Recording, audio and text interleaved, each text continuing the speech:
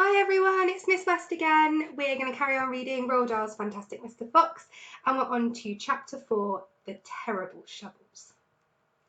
Down the hole, Mrs. Fox was tenderly licking the stump of Mr. Fox's tail to stop the bleeding.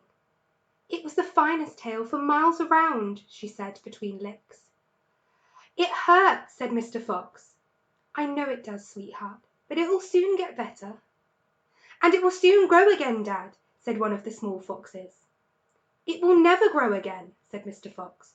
"I shall be tailless for the rest of my life." He looked very glum. There was no food for the foxes that night, but soon the children dozed off. Then Mrs. Fox dozed off. But Mr. Fox couldn't sleep because of the pain in the stump of his tail. "Well," he thought, "I suppose I'm lucky to be alive at all. And now they've found our hole, we're going to have to move out as soon as possible. We'll never get any peace if we—" What was that? He turned his head sharply and listened. The noise he heard now was the most frightening noise a fox can ever hear. The scrape, scrape, scraping of shovels digging into the soil. "Wake up!" he shouted. "They're digging us out!" Mrs. Fox was wide awake in 1 second. She sat up, quivering all over. "Are you sure that's it?" she whispered. "I'm positive. Listen."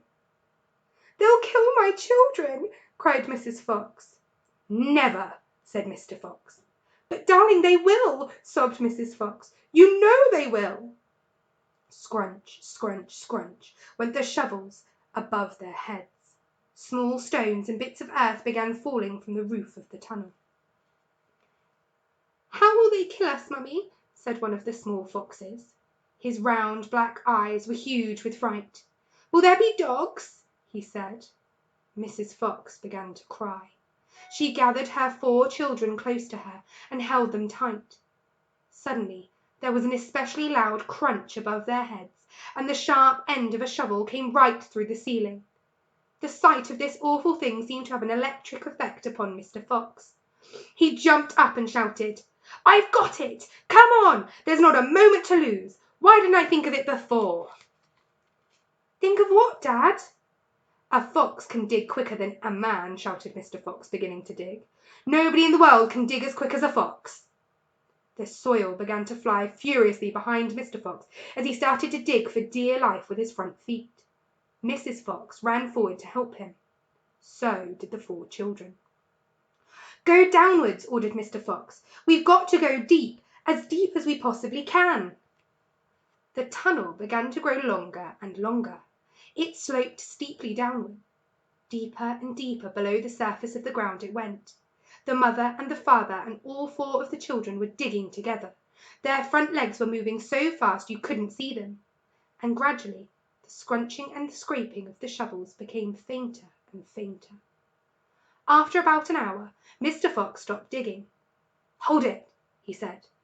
They all stopped. They turned and looked back up the long tunnel they had just dug. All was quiet. "Phew!"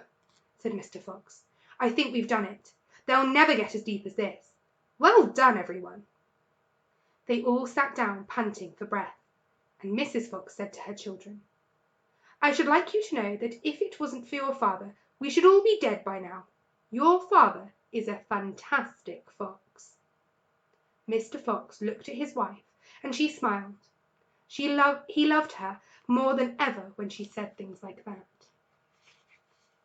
Okay, that was chapter 4, and we're on to chapter 5, The Terrible Tractors, next time. Bye!